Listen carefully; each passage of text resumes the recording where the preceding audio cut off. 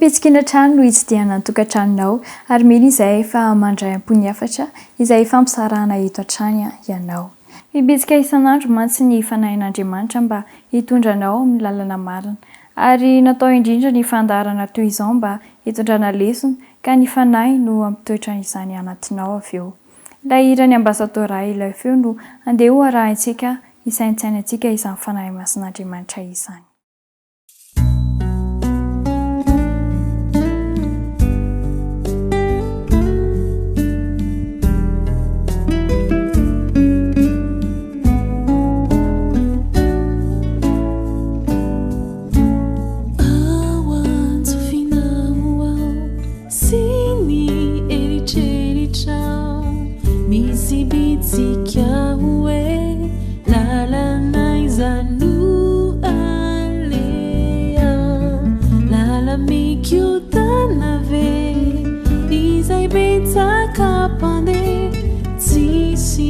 Sakandalana nefa tsisy ifaharanda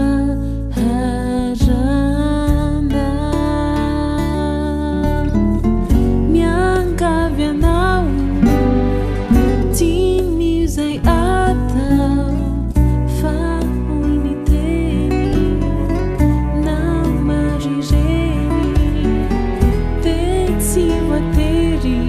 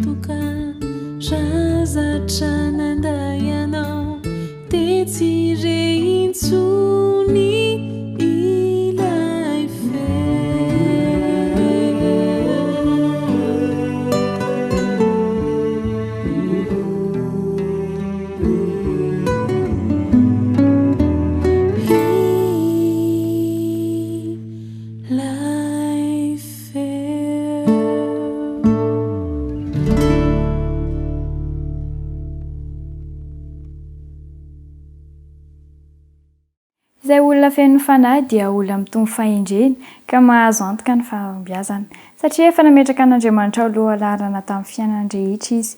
Androany ary dia andeha raha antsika indray ny afatra fahaefatra izay maika ho toriana amin'izao tontolo izao.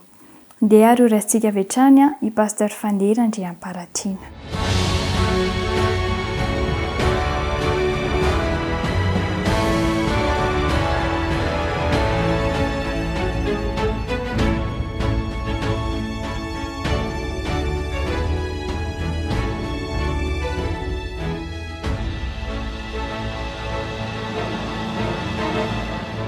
Manona ny fiadanany tompo aminao indray ilay havana malala tratran'izao fiarahantsika mandinika sy mandray ny afatra avy amin'Andriamanitra amin'izao andro fa efatra izao indray. Manana afatra maika izay tiana ampahafantarina anao sy ampitaina aminao indray Andriamanitra amin'ity anio ity. Afatra maika izay iankina ny fiainana mandrakizay. Afatra maika izay iankina ny famonjenanao ihany koa. Inona zany afatra izay omen'Andriamanitra izany? No amaky ny ten'Andriamanitra eo amin'ny Petera 2:7-7. Petera 2:7-7. Zao no voalazan'ny tenin'Andriamanitra. Andeha vaky isika. Fa tonga ny andro iatombohan'ny fitsarana atrao amin'ny ankonan'Andriamanitra. Ary ametomboka amintsika izany dia hanao ahoana kosa no hiafarana izay tsy manaiky ny filazantsara an'Andriamanitra. Ny afatra faefatra izay omen'Andriamanitra anao, afatra maika izay mila fantatrao, tsaraina ianao ankehitriny. Andeha hiaraka hivavaka isika.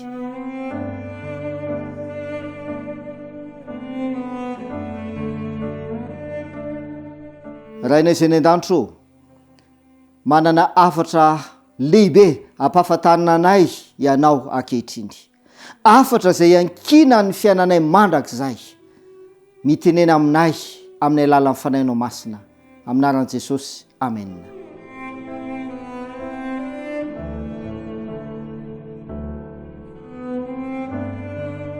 Voalaza ilay ten'Andriamanitra teo, Petera 2:7-7, manao hoe fa tonga ny andro iatombohan'ny fitsaran'Andriamanitra atrao amin'ny ankonan'Andriamanitra. Ary manomboka amin'ny ankonan'Andriamanitra izany izy manomboka amintsika. Hanao ahoana kosa ireo izay tsy manaiky ny filazantsara. Hanao ahoana kosa ireo izay tsy manaiky ny filazantsara. Ry havana malahy, tsarain'Andriamanitra isika ankehitriny. Ny fitsarana dia tsy hoe ho zavatra ho avy, fa ankehitriny dia tsarain'Andriamanitra isika. Andao amaky ny ten'Andriamanitra isika eo amin'ny Apokalipsy 2:7. Apokalipsy 2:7 dia mbola manamafy an'izany ten'Andriamanitra izay milaza manao hoe matahoran'Andriamanitra ka omeo voninahitra izy fa tonga ny andro fitsarana ary miankofa eo aloha izay nanao ny lanitra sy ny tany sy ny ranomasina. Matahoran'Andriamanitra ka omeo voninahitra izy fa tonga ny andro fitsarana. Tonga ny andro fitsarana. Tsarain'Andriamanitra isika ankehitriny. Tsarain'Andriamanitra ny olona rehetra ankehitriny. Inona no tsarain'Andriamanitra eo amin'ny fiainako? Inona no hitsaran'Andriamanitra ahy? Ndao amaky ny ten'Andriamanitra Mpitoloteny 2:7. Mpitoloteny 2:7. Inona no hitsaran'Andriamanitra ahy? Ka tokony hampieritreritra isan'andro ny amin'ny fitondrantenako, ny amin'ny fiainako mihitsy aza. Mpitoloteny 2:7. Zao voalaza ny ten'Andriamanitra. Fa ny atao rehetra dia hoentin'Andriamanitra ho amin'ny fitsarana ny zava-miafina rehetra na soa na ratsy. Inona no hitsaran'Andriamanitra? Mazava voalaza ny ten'Andriamanitra. Ny atao rehetra. Ry havana malahy, raha mbola velonaina ianao ka miasa, mianatra, manao zavatra mahasamihafa dia azadino io ten'andriamanitra io fa ny atao rehetra ny ataonao rehetra na soa na ratsy dia oentin'andriamanitra amin'ny fitsarana.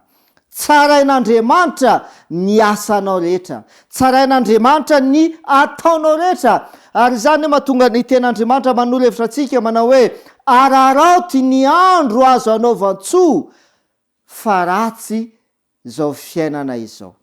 Araraoty ny andro zay omen'andriamanitra anao hanaovanao soa, hanaovanao tsara sy ny mendrika. Ary zay mahatonga le apokalipsy milaza hoe matahora an'andriamanitra. De fomba fitentsika ravana malala le hoe aza aloha samangina no jerena fa andriamanitra aiza zisy eo atapony loha zay mahita ny ataonao rehetra na de any amin'ny toerana mangina azy ianao zizy le mpitoteto 24 oentin'andriamanitra ao fitsarana ny zava-miafina na ny zavatra miafina rehetra dia ho asehon'andriamanitra eo amin'ny fitsarana avokoa izany rehetra izany. Tsarain'andriamanitra ny olona rehetra ankehitriny. Eny fa na dia ny maty aza dia tsarain'andriamanitra ary tsy afa-miala amin'izany fitsaran'andriamanitra izany fa tsy hoe rehefa maty izy de vita koa ny aminy. Fa na dia ny maty aza dia tsy afa-miala amin'ny fitsarana. Ahoana izy ny ten'andriamanitra mahakasika an'izany? Ao amin'ny Petera 2:4-5 inona no voalaza mahakasika ny hoe tsy afa-miala amin'ny fitsaran'andriamanitra ny olona rehetra? Eny fa na dia maty aza. Petera 1:4-5 zao ny voalaza: nefa hampamoahan'ilay efa vonona itsara ny velona sy ny maty izy. Avery vakina: nefa hampamoahan'ilay efa vonona itsara ny velona sy ny maty izy. Hampamoahan'andriamanitra avokoa ry havana malala na ny velona na ny maty dia samy hampamoahan'andriamanitra avokoa eo anoloan'ny fitsaran'andriamanitra ny asa rehetra zay nataony, na ny velona na ny maty dia samy ho tsarain'andriamanitra. Ary manamafy an'izany any amin'ny apokalipsy 2:20 dia zao no voalazany ten'andriamanitra manamafy an'izay hoe hampamoahan'andriamanitra avokoa na ny velona na ny maty. De mahita tsika zany zao ny olona maty tsy afaka miasa intsony ane. Ny olona maty ane tsy afaka hoe andeha hanao soa intsony na andeha hanao ratsy intsony. De ahoana ny fomba hitsaran'andriamanitra azy? Apokalipsy 2:20 ndao vakitsika ny voalazany ten'andriamanitra. Zao ny voalaza: ary nahita ny maty aho, na ny lehibe na ny kely, nitsangana teo alohan'ny seza fiandrianana, ary novelarina ny boky. Ary nisy boky iray koa novelarina, dia ny boky ny fiainana izany. Ary ny maty dia notsaraina arak'izay zavatra voasoratra teo anatin'ny boky araka ny asany. Mazava be ny voalaza ten'andriamanitra: ny maty dia notsaraina araka ny voasoratra, araka izay zavatra voasoratra tao anatin'ny boky araka ny asany. Ake izany ry havana malala, ny asantsika rehetra dia voasoratra ao anaty boky eo anatrehan'andriamanitra.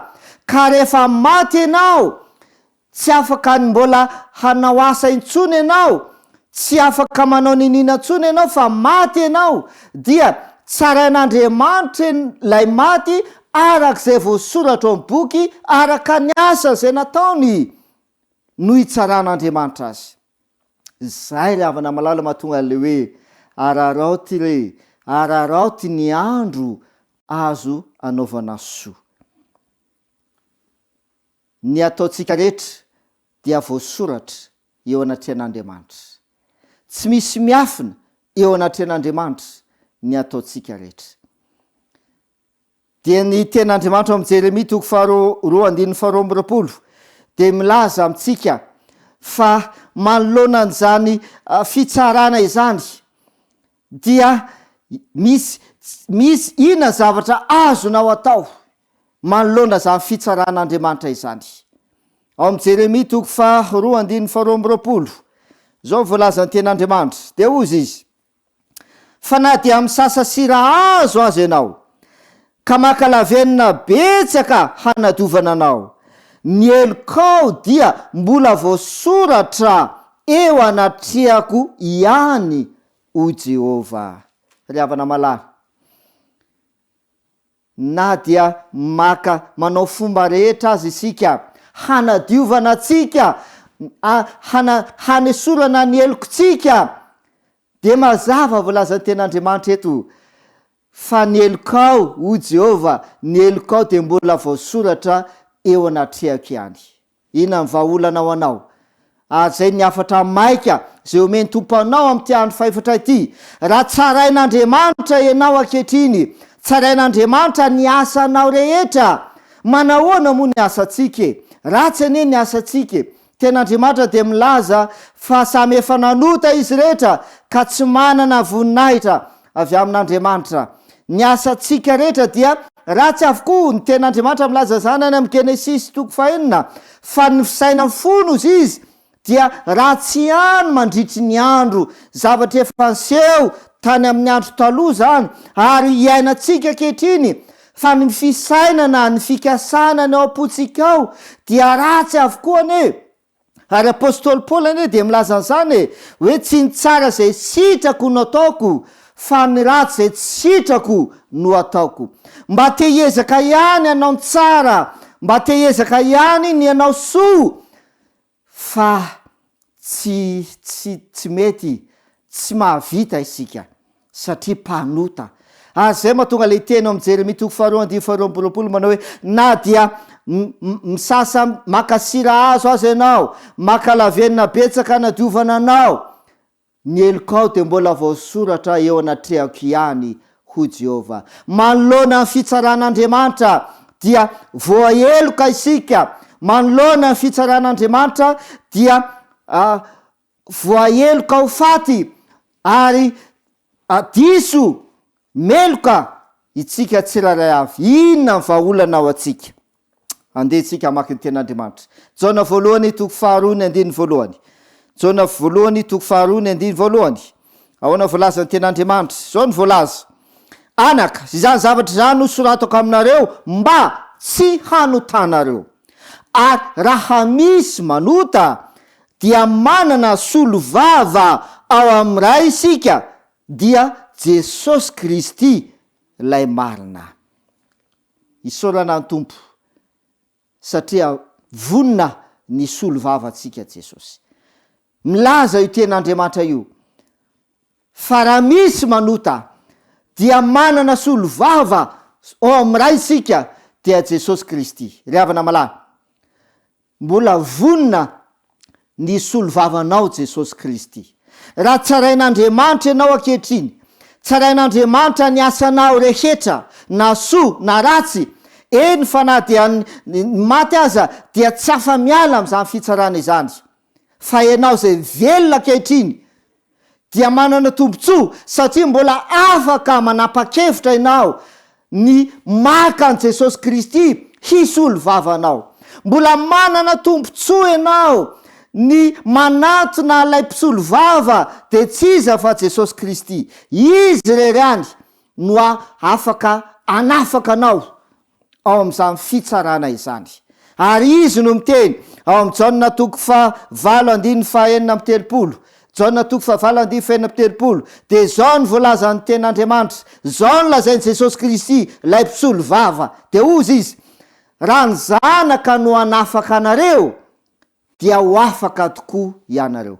Raha ny zanaka no afaka anareo dia ho afaka tokoa ianareo. Raha Jesosy Kristy no ekenao ho mpisolovavanao dia ho afaka tokoa ianao. Ary miteny izy ao amin'ny Romana 9:1. De zao ny teniny, Romana 9:1. De hoy Jesosy Kristy hoe koa am'izany de tsy misy fanameloana ho an'izay ao am' Kristy Jesosy. Tsy misy fanameloana ho an'izay ao am' Kristy. Tsy misy fanameloana. ary Jesosy Kristy dia tsy tonga mba hanameloka an'izao tontolo zao, tsy tonga izy mba hanameloka anao, fa tonga izy hanafaka anao, tonga izy hamonjy anao, tonga izy hisolo vavanao, satria zay ny antony nahafatesany teo aminazy fijaliana, hisolo anao nahafatesany teo aminazy fijaliana. Enao zay meloka eo anatrehany fitsarana, condamné eo anatrehany fitsarana ianao, meloka ny ho faty ianao, fa Jesosy dia nisolo anao teo amin'ny hazo fijaliana, ary manaiky nisolo vavanao ihany koa izy raha ekenao izany, raha fanirinao izany dia manaiky nisolo vavanao izy. Tsy misy afa Jesosy irery ihany no fanavotanao anao, tsy misy afa Jesosy irery ihany no afaka hanavotra anao eo anatrehan'izany fitsarana izany. Tsarain'Andriamanitra ny olona rehetra, tsarain'Andriamanitra na tsara na ratsy na mpivavaka na tsy mpivavaka, tsarain'Andriamanitra ny asan'ny olona rehetra, ary tsy hoela dia moka ny didim-pitsarana Andriamanitra, tsy hoela dia moka ny didim-pitsarana izy, fa dieny manatona an'ilay mpisolo vava. Aza miandry hoe efa maty ve enao e, satria raha vao maty enao dia efa vita treo e, tsy afaka ny asa intsony, dia izay voasoratra ao amin'ny boky araka ny asanao no hitsaran'Andriamanitra anao e.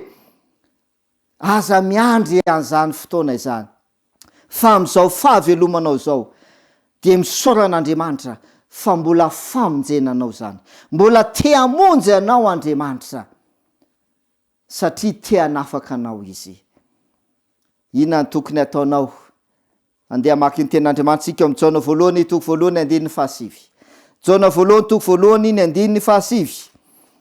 Inona no afatra zay omen'Andriamanitra anao, afatra maika zay omenanao amin'ity andro io ity? Raha tsarain'Andriamanitra ianao ankehitriny, Jesosy Kristy vonona nisolo vavanao eo anatrehan'ny ray, inona no afatra maika zay omenanao? Tsy tokony angatakandro mihitsy ianao raha mandre an'ity afatra ity. Jaona voalohany toko voalohany 1:7. Ahoana voalaza ny ten'Andriamanitra? Zao ny voalaza: raha miaiky ny fahotantsika isika dia matoky sy marina izy Jesosy Kristy, ka mamela ny fahotantsika sy manadio antsika ho afaka amin'ny tsy fahamarinana rehetra. Isaorana ny Tompo. Raha miaiky ny fahotantsika isika dia matoky sy marina Jesosy Kristy, mamela ny fahotantsika izy ary manadio atsika izy, manadio atsika izy ho afaka amin'ny tsy fahamarinana rehetra. Enao lay condamné, voaheloka, tsy marina, tsy nahazo fahamarinana teo anatrehan'Andriamanitra, teo anatrehan'ny fitsarana, raha miaiky ny fahotanao ianao ka manatona an'ilay mpisolo vava te Jesosy Kristy, dia matoky sy marina ilay mpisolo vava te Jesosy, dia amela ny helikao izy, avela ny helikao, ary dioviny ianao, dioviny ho afaka amin'ny tsy fahamarinana, dia lasa madio eo anatrehan'ny fitsarana ianao, madio ny dosie anao araka ny fomba fitentsika, lasa madio ny dosie anao eo anatrehan'Andriamanitra noho ny amin'ny Jesosy Kristy. Inona mba fanapa-kevitra ao amin'ity anio ity? Aza mangatakandro fa manatona an Jesosy Kristy. Ekeo Jesosy Kristy ho mpamonjy anao, ekeo Jesosy Kristy hisolo vavanao, ary manatona Jesosy miaiky ny fahotanao eo amin'ny Jesosy Kristy. Isan'andro raha nanoty ianao, meloka ianao, dia manatona Jesosy Kristy, ary meteza iaiky ny fahotanao eo amin'ny Jesosy Kristy, fa vonona ny amela ny helikao izy, vonona ny solo vavanao izy, ary vonona ny anadio anao izy raha tsaraina ianao ankehitriny. Tsy misy fanamelohana ho an'izay ao amin'ny Kristy Jesosy. Andeha hivavaka isika.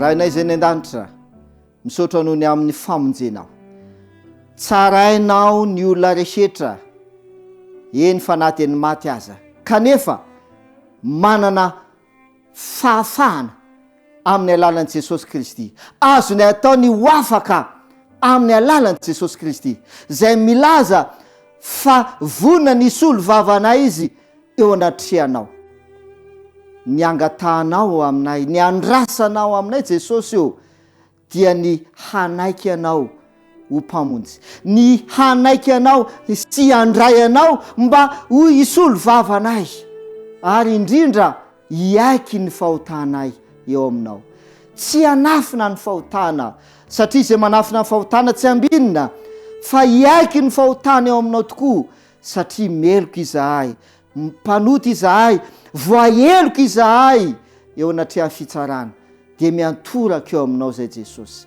mety eza mielanelokay tokoa ary mety eza hanadio anay tokoa ianao ho afaka amin'ny tsy fahamarinanay rehetra io ny tsiraray avy ka atsapa fa tsy misy afa-tsy eo aminao rery andry ny famonjena ary ao aminao Jesosy dia tsy misy fanamelohana ho an'izay ao amin'ny Kristy ary aoka ny tsiraray avy anapa-kevitra hanantona anao ankehitriny satria tsaraina ny olona rehetra ankehitriny amin'ny anaran'i Jesosy no hanona zavavaka izany amen.